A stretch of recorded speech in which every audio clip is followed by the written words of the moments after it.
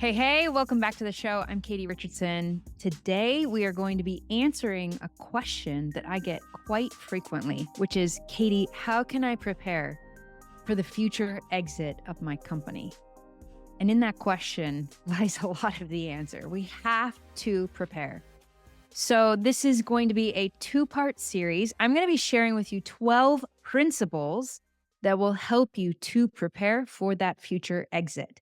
And specifically in today's episode, we are talking about the hard skills, things you need to be doing inside of your business to prepare it to be able to be acquirable. There are certain things that we just need to check the box on in order for it to be highly desirable to a potential partner, a strategic partner. And so today we're talking about those hard skills in part two. Next week, we're going to be talking about the soft skills, things that might not be top of mind, top of the list, but those are the things that can either make or break it. And at the end of today's episode, I'm going to be breaking down back of the napkin sketch for how you start to understand the actual value of your company. How do you calculate that? I had a client who came to me and said, I've always wanted to sell my company, and so I want to work with you. And I showed him this process for calculating the value of your company. And it was really wild immediately. The questions he had and kind of the solutions he was very quickly finding. So that's where we're going to end up in today's episode. So let's hop into it. Today's episode, the 6 hard skills that you need in order to someday exit your company. Number 1 is you need to build a brand. This is my personal opinion. This is what I did. And you need to build a brand. What is a brand? It's something that has a clear mission, a clear audience, and creates value into the world. With that value, you're attracting really specific customers. And because of the brand, because of those values, your audience has come to trust you. They've come to expect a certain standard from you. So in my company, Pudge, we had values such as simplicity, independence and freedom, now and wow, and family. And those values were dictating all of the decisions that we were making inside of the business, whether it was in how we were interacting with our manufacturers, whether it was how we were interacting with our wholesalers, and even how we were designing and engineering our products. And so those values, because they were kind of dictating all of those touch points, it created this really specific culture and this interaction. And people used to say, like, let's pudgeify that thing. Pudge was the name of my brand, by the way. And so when they would kind of move through life and they would recognize something that encapsulated similar values, I would have friends who would say, like, that's so Pudge. And that was because of the values, that was because of a similar mission. And so this is your opportunity. If you want to build a company that is someday exitable, I would have you consider the value of building a brand. And that is a whole masterclass on its own. But what happens as you build a brand is you create desire for your products, your services, right? You've built this identity into the world. And it's an identity that is exitable. And that's the key there, right? So the brand is the value that your potential acquirer is acquiring, right? You've built trust, you've built a culture, you've built and created brand into the world using that brand as kind of the vehicle that represents all of those things. So, step number 1 is to build a brand. Step number 2 is with that brand, you want to create intellectual property. Things like patents and trademarks. The way that we did this is we trademarked our name, which we created. We patented our inventions, our actual products, both domestically and internationally. It's not cheap. It is a whole process. And something that surprised me is when we patented our products, And those were functional patents, right? So when we patented our products domestically, it was a whole process, and you work with your attorney and you have to fill out all of these forms, and you are basically asking the registry for intellectual property for their attorneys to go through your claims and to validate those claims. And so when we were starting to do it internationally, I thought it would be a similar process, right? Fill out the forms. Well, it was, but it's per country, which is quite fascinating because there's different rules and laws and languages. So then your requests, your intellectual property has to be it has to be translated into the local language, and so that's a whole process of working with attorneys to translate it correctly and ensure that you are complying and soliciting, the correct intellectual property requests. So that's another thing that you need to consider is what is the value that you're creating into the world, and how can you legally have ownership over that value? And so again, patents, trademarks, even dot coms I would throw in there as well. We very early on purchased puj.com, and that's a whole really cool story. And by the way, this is like a cool little aside story. Because we were the company Pudge, we knew that if we approached whoever owned it as the brand PUJ requesting to purchase puj.com, we knew they would charge a premium. And so we had my brother-in-law, who was an employee of mine. He was a team member and a partner. He kind of personally made the request, and I can't remember if he like had his own business that he was making this request through, but it was done through without them knowing that we were a brand PUJ. And then that way we were able to get a much more reasonable price. And so owning the dot com was part of the intellectual property that we had acquired as part of our company. The third is you have to establish distribution channels for your products and services. For us, we had done that not just domestically, but on a global scale, which made the value of the company exponentially greater. So you can get X amount of dollars if you have domestic distribution, but by having global distribution, it had our company value much greater because we had partners literally all over the world that we were plugged into who trusted us, and we were integrated into their systems, and our products were able to flow into the retailers internationally, which significantly increases the overall value of the company. So that could be a question that you're asking yourself. What are my current distribution channels? Are there ways or new channels that I could be adding to my current distribution channels that would exponentially grow the company and therefore increase the revenue and then the overall value of this company? So, what are those distribution channels? Who do you need to know or partner with in order to increase in those distribution channels? Because we were also building out our direct to consumer lines, like again, this was increasing the value of the company. So, what are your distribution channels? How can you grow those distribution channels? Whether it is starting to, maybe you have a regional business. Are there ways that you can start to expand into other regions where you can take the systems, the processes, the brand, and the intellectual property that you have created and that you are currently distributing in your local territory? And can you maybe franchise your business and expand into other regions? Can you take what you're doing in the US and can you expand it internationally? And in order for you to do that, who are the partners that you need to be in relationship with that will help you distribute internationally?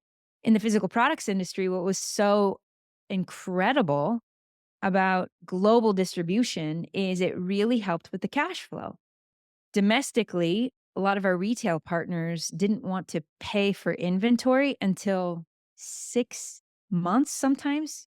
Actually, 90 to 120 days. So not 6 months, sorry, 3 to 4 months from when they sold it, which could be up to 6 months where my company was having to float it, right? So domestic retail distribution was quite cash intensive in the physical products industry. And so the nice thing about international distribution is the distributor would put half down as we put in our orders with our factories. So it really helped with our cash flow in the company. And it was way more hands off. They would pick it up from the factory essentially, and they would import it into their country. So it was really complementary and it helped our company to continue to scale up because of the kind of standards and expectation when it came to distribution. So, who are your current partners? Current partners? Can you expand into other distribution channels, whether that's domestically or globally? And, maybe are there even ways that you can strengthen those relationships so that it becomes valuable to a potential purchaser someday in the future? Number 4 is you have to have a clear way to generate demand and traffic to your products and services. Where are you finding customers? And it's not enough to just get news and media and attention and get a spike in interest, but do you have a consistent flow of traffic? Do you have a consistent flow of engaged and interested potential customers? So maybe you do joint ventures and you have partners and you're able to, through newsletters or special classes that you're doing in front of other audiences, create traffic to your product. So, where is that traffic coming? Maybe you have a local business, and when people are Googling podcasting suites, for example, like one of my clients, um, you're getting a lot of local SEO traffic that is coming your way, and you're getting requests just based on search engine results in your area. So, where are your customers coming from? What systems do you have in place to capture these customers? Are you taking these customers and putting them into the form of a customer list, by the way? And are you consistently interacting with these customers in a systematized way that moves them into an interested potential customer into actual customers? Again, this is like part of the value that your potential future purchaser is going to find in you and your company. So, number 4 is traffic. Number 5 is what are the systems that you have put into place in your business that make you the CEO, the founder, the creator, that make you replaceable. This is one that can be really hard for an entrepreneur's ego. I remember really early on how I would show up at work at the warehouse. We had a 10,000 square foot warehouse. We had a team of about 7. And when I would show up there, I was doing a lot of busy work, and that busy work made me feel needed. It made me feel important. It made me feel like I was doing something. And I was hesitant to teach other people the things that I was doing because it made me feel important that I was so skilled in that area. And if I taught somebody else how to do that thing, well, then I was replaceable. That terrified me. And that was kind of when I was younger. I was probably 29, maybe 30. And my ego really wanted and needed that. It made me feel significant. And it takes a more mature, advanced entrepreneur to say, I would love to be replaceable. I would love for my team to be able to do all of these things so that I can go vacation with my family 2 weeks at a time, so that I can, at the drop of a hat, go be there for my kids in an emergency and know that my team has everything and can handle it. And it's not all going to come crashing down. Maybe even that you're able to actually take a sick day and you can actually afford to be sick and it's not all going to fall apart. So, what are the systems that you've put into place to support your team in running the business, the distribution, the organization, the systems so that you can be replaceable? Quick question for you. What would happen in your business and life if you could show up powerfully? As a coach to high performing entrepreneurs, I help intelligent people like you do just that. If you want to be inspired by people who are getting more done in 90 days than most people do all year, I'm going to invite you to go check out my case studies. The website is now.katierichardsson.com/case study. And the cool thing is, we've got so many case studies there. You can find an entrepreneur who's just like you. I've also got a link for you down in the show notes. Okay, back to the show. A lot of times when CEOs start to work with me, we very quickly identify that they have become the bottleneck of their business. Sometimes it's the ego. I'm going to say always there's some ego in that, but also it's out of necessity too. As the owner, as a creator, you're really great at problem solving. And so it's just kind of natural for you to fill in the gaps and kind of be the person who wears so many hats. I remember at one time in my business, my husband was a significant bottleneck in the business. And we were a multi-million dollar international business, and he was the one visiting the factories. He was the one taking product photography, taking product photos. He was graphic designing the brochures and creating the product descriptions. He was visiting the factories, in conversation with our distribution partners. He was doing everything. And when that's out of necessity, like, that makes sense. And the key is to start to recognize when you've become the bottleneck of your business and start developing systems so that you can become replaceable. It's not easy. It's not comfortable. Your ego is really going to fight it. But if you truly mean you want this company to be exitable, then you need to create systems that make you replaceable. And then the last one for today, number 6, is you need to know the tangible value of your company. And specifically, I want to talk about how you can evaluate the value of your business. Now, this is sort of a quick, scrappy way to estimate the actual potential dollars that you could get if you took your business to the marketplace today and you started having conversations with interested buyers. And it's a simple process. I'm going to show it to you. We're going to walk through it. And I'm going to kind of share a very specific example of a client who, when I showed him this process, it made him ask a whole lot of really great questions, but questions he hadn't been asking until he saw this process. Okay. So the first step to evaluating the worth of your company is you have to take the gross value, gross sales of your company. So when you look at your overall revenue, what is that top line dollar amount? So I'm going to say, for example, let's say it's $2 million. You're doing $2 million in gross sales in a year. Okay. So you put that number at the top. Then we want to look at your operating expenses. Operating expenses includes things like rent, utilities, salary. So what are those operating expenses? And if you are very actively involved with your bookkeeper, you should know these numbers right offhand. Maybe you're using QuickBooks, maybe you're using Cashflowy, maybe you're using some other system to help you know what these numbers are. But what are your operating expenses? So at $2 million, maybe your operating expenses are 800,000. That's not totally off.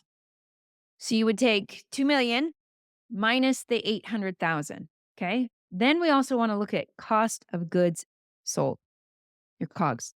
So that's labor, that's supplies, that's materials. So what is the cost of goods sold? In my physical products industry, cost of goods sold was very tangible, right? It was the raw materials, it was the labor and the manufacturing, it was the shipping, it was the expense in accepting returns. So, what are the cost of goods sold in your business? Maybe it's up to a half $1 million, and that's not totally absurd either. Then you would minus the $1 million. Then you get your net income, which is about $200,000. Okay. Once you get that number, then there are some add backs to that number. And it's things like depreciation, amortization, interest on your debt, owner's comp. Okay. So we're going to add those things back in. And maybe it's 100,000, maybe it's 200,000. So let's say it's 200,000 for this example. So then you're going to get a total of 400,000, right? We had the net income of 200,000, and then we're going to have about another 200,000 for add backs. So then we're going to have a total of 400,000 in your EBITDA. So now with that number, depending on your industry, there is a multiple that you can get. And I just threw out a term really quick, and I should explain what it is. EBITDA is earnings before interest, taxes, depreciation, and amortization. So this number is your EBITDA. So $400,000 times the multiple, depending on your industry. Usually your multiple is somewhere between 1.5 to 3, depending on your industry. Some industries can get 3 to 5. So you need to go do some research. Just Google it, go do some research and find out. And there's usually a range that somebody can get that's kind of an industry standard for your industry, right? So when I walked my client through this, he had X amount of revenue. And so he had, and he ran a very lean business, by the way. And so he had in his mind, and it was very subconscious, by the way, he had in his mind like a general understanding of what he thought his company would be worth. I walked him through this back of the napkin sketch on what the potential value is in his company. And there was this, he's doing the math, he's looking at these numbers, and there's some silence. And he's like, "Katie, that's not enough. Like, I can already tell you right now, I would want triple that." And I was like, "Okay, now we're talking." Because previously, every time I asked him, "Why do you want to sell your company?" he would always say, "Well, I've just always wanted to do that. Like, it's kind of a rite of passage as an entrepreneur, and it's, a notch on my belt. It's just something I've always wanted to do." And so I once he actually looked at the numbers, he immediately was like, "That's not enough. Like, I would go through that money so fast, and I want 2 to 3 times that." And so he started asking other questions because he said, "It took me 3 years to build the company to where it is. And with your help, by the way, Katie, I have kind of optimized the current systems and processes. And if I am going to double or triple the revenue of my company, like I'm personally at my maximum. I have maximized my time, I've maximized my people. So if I'm going to increase the value of my company, I have to do it in a different way." He started asking different questions. And he was saying things like, maybe I expand into new regions, or maybe I add an additional product or service to my current customers. And he immediately started asking new questions. He got curious and even saying, would it be possible for me to acquire a business that then doubles or triples the value of my company? So he started asking all kinds of new questions. And it's because we had done the back of the napkin sketch to understand the tangible value of his company. So in order to do that, you need some basic documents. You have to be working with a CPA, a bookkeeper. Those documents are things like a profit and loss statement and a cash flow statement. So with those statements, you can do this math. Look at the gross sales of your company, minus the operating expenses, minus the cost of goods. Then you get your net income. Then you add back in the depreciation, amortization, interest on debt, owner's comp. You add those things back in, and then you multiply it by the multiple for your industry. And that is how you can start to really look at the cold, hard truth of the value that you've created in the world. So, number 6 is to know that value. And today, do that math. I would hope that you're extremely disappointed in that number. And then I would also hope that it has your eyes open to the levers, the opportunities, the ways that you can grow and expand your business in a new way, by the way. You originally probably built your business on the back of a lot of hard work and hustle and grinding and creating value. And that's awesome and that's great. But there are other ways to grow your business. And so I would invite you to start opening your eyes to potentially other ways that maybe you hadn't thought about or hadn't considered that will allow you to increase the value of your company. So these are the 12 principles that will prepare you for a future exit. And today, specifically, we discussed the first 6. These are hard skills. These are things that you can start where you're at right now. And you can start, maybe you've been doing business for 3 or 5 years and you haven't done any of these things. That's okay. You can start right now, today. And this is an opportunity for you to do the thing that you're wanting and do the thing that creates real value in the world. So I would love to hear from you. If you have questions on any of these things, um, shoot me a message, send me a DM on Instagram, katie.live. Would love to hear more. And if you're wanting personal help in prepping your business for a future exit, something I've done personally and I've helped other clients navigate this as well, I'm going to invite you to go look at these case studies. Just go to my Instagram profile and click on my profile, and you can immediately see case studies. Or you can go to now.katierichardsson.com/case study, and it will also take you there. But go look at these individuals who, like you, maybe are just now starting to think about someday exiting their company, and you want to start to put some of these things in place right now, today. It doesn't have to take forever. It doesn't have to be laborious. Start where you're at and start moving towards this goal. Because, and we'll go into this in the next episode, you might unexpectedly get an offer someday. And if you're not ready for it, then you can't get the optimal value in your company. And that's kind of my story. I actually wasn't looking to exit right then. I knew someday I wanted to exit. And so we had built these things in. But, when I got the offer, we were actually strategically looking for a partner to go to the next level. And this partner came forward and said, not only do I want to partner with you guys, like I just want a whole lot more of it. So we got an unexpected offer, and the company was ready for that because we had put so many of these things in place. So those are the things to think about. I am excited to hear from you. Go look at those case studies. I think you'll find that if you ever feel constrained, like you're walking through mud, or maybe like you've painted yourself into a corner, you're not alone. Go look at these case studies. There is a way to move well beyond where you're currently at. And I'm happy to help and support you in those things. So go look at those case studies and you'll find inspiration and direction on how to do that. And I will see you with the next 6 soft skills on how to prepare for the future exit. I'll see you in the next episode. Bye.